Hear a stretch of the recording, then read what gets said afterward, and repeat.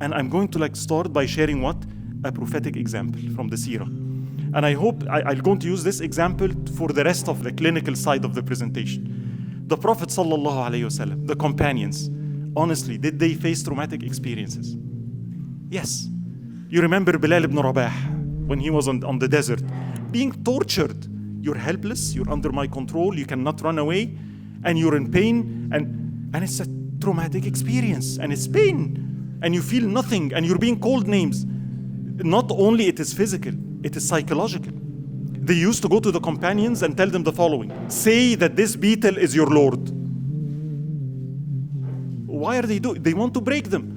There were people like Bilal ibn Rabah that resisted and said ahadun ahad. And for him that became the best day in his life, right?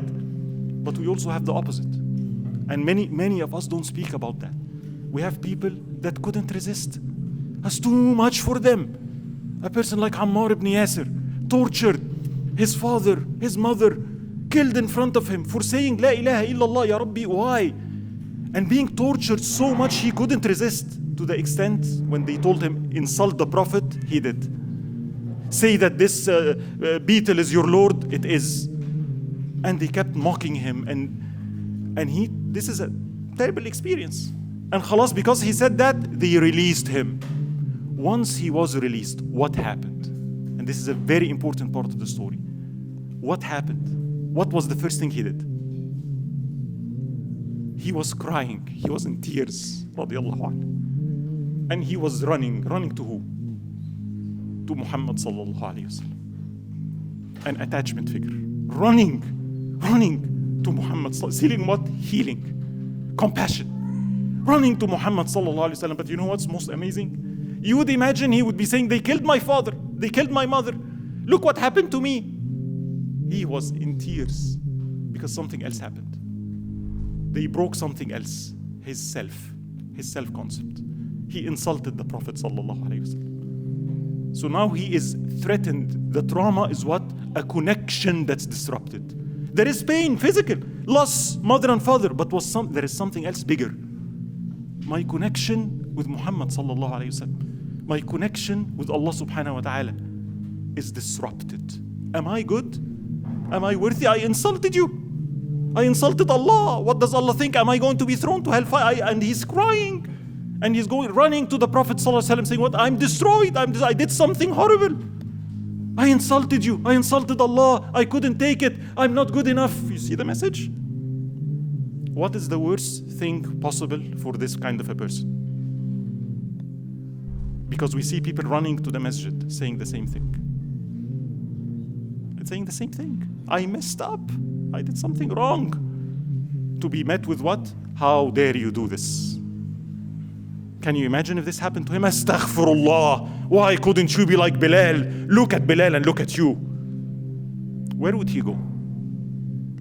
What happens to his sense of self? This is now trauma. This is not trauma, post-traumatic stress disorder. It did something to him, but he was met with what? Muhammad sallallahu alayhi wasallam. How did he heal trauma? Because how can you heal this? This is not small. It's not a technique. It's not a switch. It's not a method. It's an embodied وَمَا أَرْسَلْنَاكَ إِلَّا رَحْمَةً لِلْعَالَمِينَ. A true sense of compassion. Telling Ammar, no, you're not. It's okay. And if they do that to you again, tell them this. But look what he says about Ammar. Ammar muli'a imanan. This is Muhammad sallallahu alayhi wa sallam. Ammar is full of iman. Whenever he would see Ammar later, consistently, marhaban bil-tahir al-mutahhar, al-tayyib al-mutayyib. Welcome, the most pure and the most purified and beloved to Allah. This is what he used to call him. Al-haqqu yadur ma'a Ammar. He used to tell people, truth is always on the side of Ammar. Whatever happened, happened, but you are a good person. I love you. I'm there for you. Allah loves you. Don't worry about it. This is not just words. It's a heart. Ammar, how was the rest of his life? The companions would do X, he would always do 2X. They would carry 1 brick, he would carry 2 bricks. This is post-traumatic growth. It resulted in him becoming a better person because he found Muhammad sallallahu alayhi wasallam. He successfully handled this. He passed this terrible experience, if you will.